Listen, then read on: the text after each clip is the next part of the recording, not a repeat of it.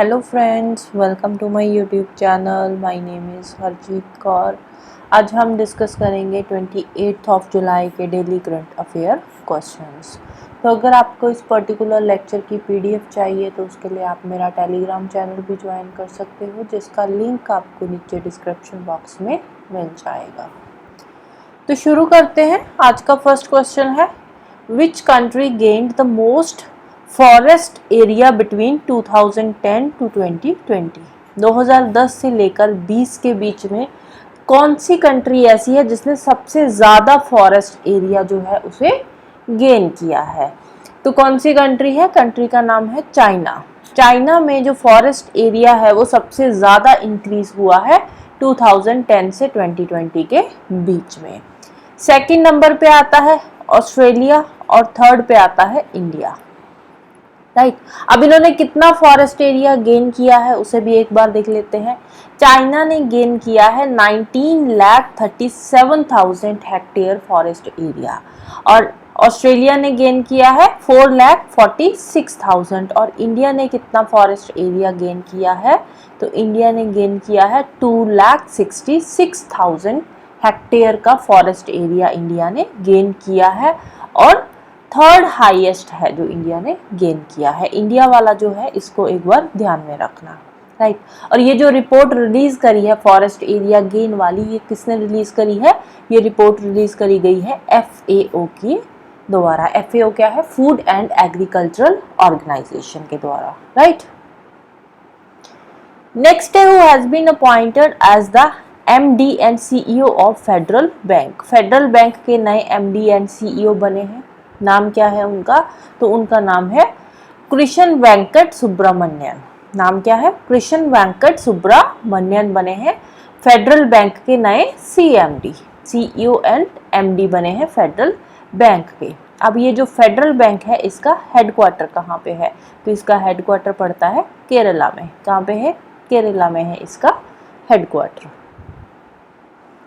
Next है, who has been appointed as the HMD Global's brand ambassador ahead of its first ever smartphone launched in India. HMD जो है ये smartphone की company है। अभी इसके स्मार्टफोन इंडिया में आए नहीं है, तो स्मार्टफोन लॉन्च होने से पहले ही इसे ब्रांड एम्बेसडर जो है वो बना दिए गए हैं। HMD Global's brand ambassador. Right, तो ये क्या है? ये एक फिनिश कंपनी है। ये जो HMD है ये एक फिनिश कंपनी है जो कि स्मार्टफोन बनाएगी और इसके जल्द ही स्मार्टफोन जो है वो इंडिया में भी लॉन्च होंगे। और इसकी ब्रांड एम्बेसडर कौन बनी है? ब्रांड एम्बेसडर बनी है सानिया मल्होत्रा। ब्रांड एम्बेसडर कौन बनी है? सानिया मल्होत्रा। नेक्स्ट है, when was world's hottest day in 84 years recorded. पिछले 84 ईयर्स में वर्ल्ड का जो सबसे हॉटेस्ट डे रिकॉर्ड हुआ है वो कब हुआ है? According to European climate Agency. Recorded आएगा 84 years recorded according to European climate Agency. यूरोपियन क्लाइमेट एजेंसी के अकॉर्डिंग जो 21 ऑफ जुलाई का दिन था, अभी जो निकल कर गया है 21 ऑफ जुलाई 2024, ये वर्ल्ड का सबसे हॉटेस्ट डे था पिछले 84 ईयर्स में। मतलब इस बार गर्मी ने पूरे के पूरे रिकॉर्ड तोड़ दिए हैं। और उस दिन टेम्परेचर कितना था? टेम्परेचर था 17.09 डिग्री सेल्सियस। कितना टेम्परेचर रिकॉर्ड किया गया था? 17.09 डिग्री सेल्सियस। इंपॉर्टेंट है। राइट, दो चीजें इंपॉर्टेंट है यहाँ पे, एक तो है 21 ऑफ जुलाई और दूसरा है हॉटेस्ट डे है और दूसरा है 17.09 डिग्री सेल्सियस जो उस दिन टेम्परेचर रिकॉर्ड किया गया था according to European unions Copernicus climate change services. Right, next है, where is dark oxygen produced. Dark oxygen कहाँ पे प्रोड्यूस करी जाती है? ये प्रोड्यूस होती है डीप ओशन सी फ्लोर पे। कहाँ पे प्रोड्यूस होती है? डीप ओशन सी फ्लोर पे डार्क ऑक्सीजन प्रोड्यूस होती है। अभी रिसेंटली ये डिस्कवरी करी गई है, साइंटिस्ट ने ये डिस्कवरी करी है कि जो डीप ओशन सी फ्लोर है ना, वहां पे भी उनको ऑक्सीजन मिली है, जिसको उन्होंने नाम दिया है डार्क ऑक्सीजन। क्यों डार्क ऑक्सीजन नाम दिया है? क्योंकि वो सनलाइट से नहीं बनाई जाती। वो जो ऑक्सीजन वहां पे डीप ओशन में बन रही है ना, वो सनलाइट से नहीं बन रही, किसी फोटोकेमिकल प्रोसेस के थ्रू नहीं बन रही, इसीलिए उसको नाम दिया गया है डार्क ऑक्सीजन, राइट। तो इनको ये जो साइंटिस्ट है उन्होंने जो डिस्कवरी करी है उसमें उनको डीप ओशन पे एक स्ट्रेंज सा पोटैटो शेप्ड मेटालिक लंप मिला है, पोटैटो शेप का एक मेटालिक लंप मिला है डीप ओशन के सी फ्लोर पे, उनको ये लंप सा मिला है, मेटालिक लंप सा है। तो उसमें उन्होंने देखा कि ये जो लंप है ये किसका बना हुआ है, ये पॉलीमेटालिक नोड्यूल्स का बना हुआ है, ये जो लंप है ये पॉलीमेटालिक नोड्यूल्स का बना हुआ है, पोटैटो शेप का है लंप सा, तो पॉलीमेटालिक नोड्यूल्स का ये बना हुआ है। अब उन्होंने देखा कि वहां से ऑक्सीजन प्रोड्यूस हो रही है, अब वहां से जो ऑक्सीजन प्रोड्यूस हो रही है वहां तक लाइट तो पहुंच नहीं रही, किसी लाइट जो है कोई फोटोकेमिकल प्रोसेस तो वहां पे हो नहीं रहा जिसके थ्रू वहां पे ऑक्सीजन प्रोड्यूस हो रही है। तो उन्होंने फिर देखा कि वहां पे क्या हो रहा है डीप सी ओशन के अंदर, कि ये जो उनको लंप मिला है पॉलीमेटालिक नोड्यूल्स जो उनको वहां पे मिले हैं, जिनको उन्होंने नाम दिया है पॉलीमेटालिक नोड्यूल्स का, तो ये क्या कर रहे हैं, ये सॉल्ट वाटर के साथ रिएक्ट कर रहे हैं, सॉल्ट वाटर के साथ रिएक्ट करते हैं तो उससे क्या होता है, इलेक्ट्रिकल चेंज होती है, इलेक्ट्रिकल चेंज होती है तो जो वाटर है ना उससे ऑक्सीजन बन रही है, सॉल्ट वाटर के साथ रिएक्ट करके तो हाइड्रोजन और ऑक्सीजन दोनों टूट जाते हैं, जहां से ऑक्सीजन वहां पे प्रोड्यूस हो रही है। तो यहाँ पे जो ऑक्सीजन प्रोड्यूस हो रही है ना, ये इलेक्ट्रोकेमिकल प्रोसेस से प्रोड्यूस हो रही है, फोटोकेमिकल प्रोसेस से नहीं प्रोड्यूस हो रही।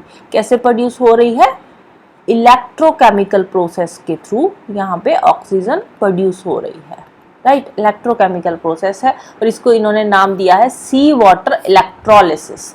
नाम क्या दिया है, सी वाटर इलेक्ट्रोलिसिस, क्योंकि इसमें क्या हो रहा है, सी वाटर इलेक्ट्रोलिसिस में हाइड्रोजन और ऑक्सीजन दोनों अलग अलग हो रही है, टूट रही है, राइट।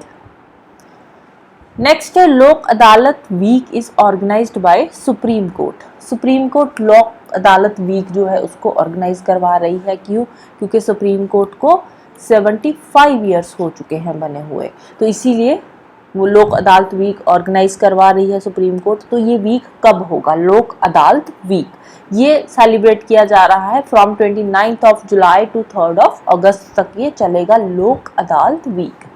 अब यहाँ पे क्वेश्चन आता है कि ये लोक अदालत क्या है।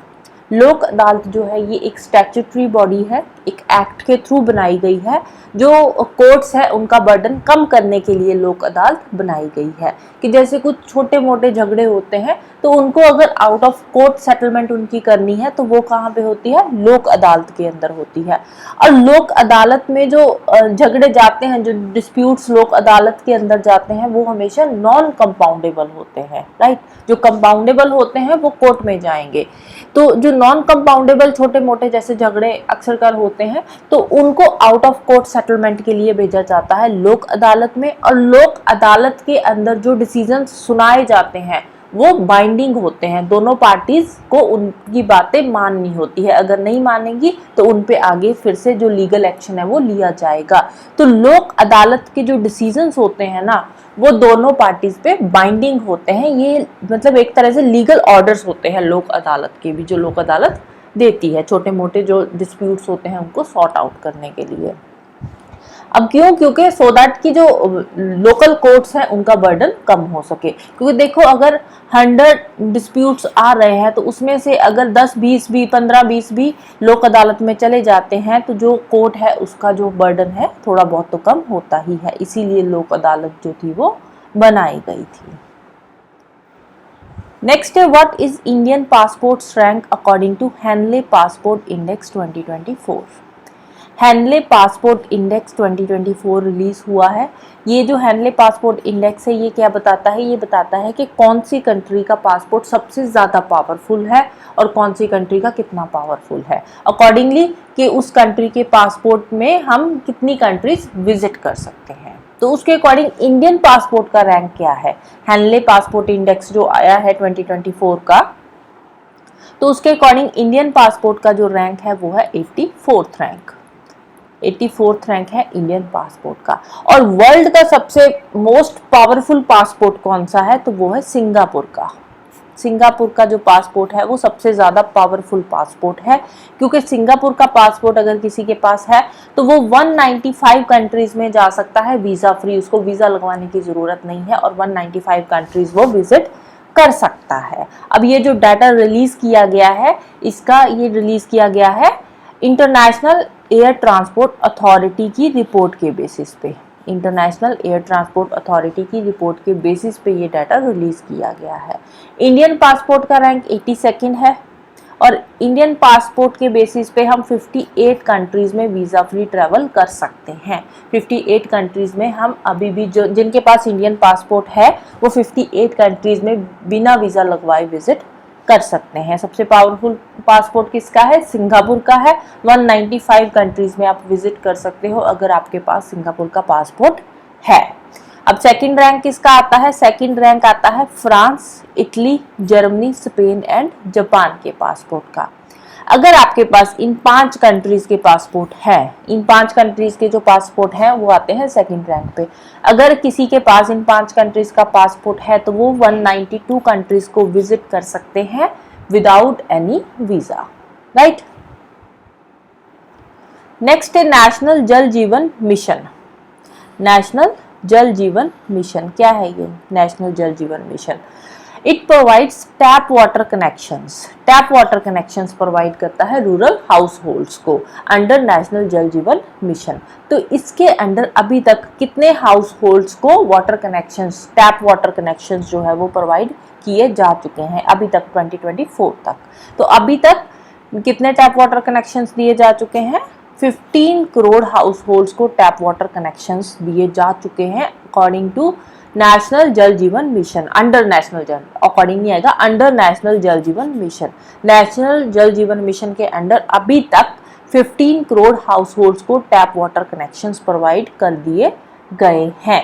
2019 की अगर हम बात करें, जब ये आया था नेशनल जल जीवन मिशन, उसके बाद 2019 के डाटा के अकॉर्डिंग 3 करोड़ हाउस होल्ड्स को टैप वाटर कनेक्शंस दिए गए थे और पिछले 5 सालों में हमने 3 करोड़ से हम कितने पे पहुंच गए हैं? 15 करोड़ तक, राइट। 2019 में 3 करोड़ हाउस होल्ड्स के पास टैप वाटर कनेक्शंस थे, अब पहुंच गए हैं 15 करोड़ हाउस होल्ड्स के पास, राइट।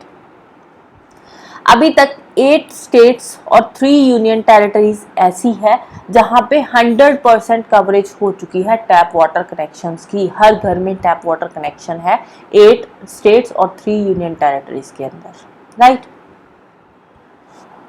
नेक्स्ट है NTPC Vidyut Vyapar Nigam limited. NT national thermal power corporation Vidyut Vyapar Nigam limited. ये सेटअप करने जा रहा है green charcoal plant in which state? 2024 के अंदर, राइट। अभी ग्रीन चारकोल प्लांट जो है वो कौन सी स्टेट में सेटअप होने जा रहा है? कौन सेटअप कर रहा है? NTPC Vidyut Vyapar Nigam limited. कौन सी स्टेट में है? तो स्टेट का नाम है हरियाणा। हरियाणा स्टेट में ग्रीन चारकोल प्लांट सेटअप करने जा रहा है एनटीपीसी विद्युत व्यापार निगम। ग्रीन चारकोल क्या होती है? एक तो होती है जो हम पावर प्रोड्यूस करते हैं कोयले से, राइट। और कोयले का जो ग्रीनर वर्जन है या क्लीनर वर्जन है उसको बोलते हैं चारकोल।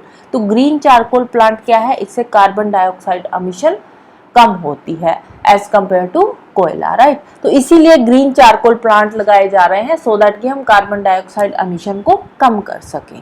तो रिसेंटली कहाँ पे लगाए जा रहे हैं? हरियाणा के अंदर 2 जगह पे ये ग्रीन चारकोल प्लांट्स जो है वो सेटअप किए जाएंगे। कहाँ कहाँ पे? यहाँ पे एक तो गुरुग्राम के अंदर है बंदवारी और दूसरा है फरीदाबाद में मटुका में। हरियाणा में गुरुग्राम एंड फरीदाबाद में ये सेटअप किए जाएंगे ये प्लांट्स। अब इससे पहले ये प्लांट कहीं पे है ग्रीन चारकोल प्लांट, तो ग्रीन चारकोल प्लांट पहले उत्तर प्रदेश में ऑलरेडी सेटअप हुआ है, वाराणसी में है, उत्तर प्रदेश में वाराणसी के अंदर है।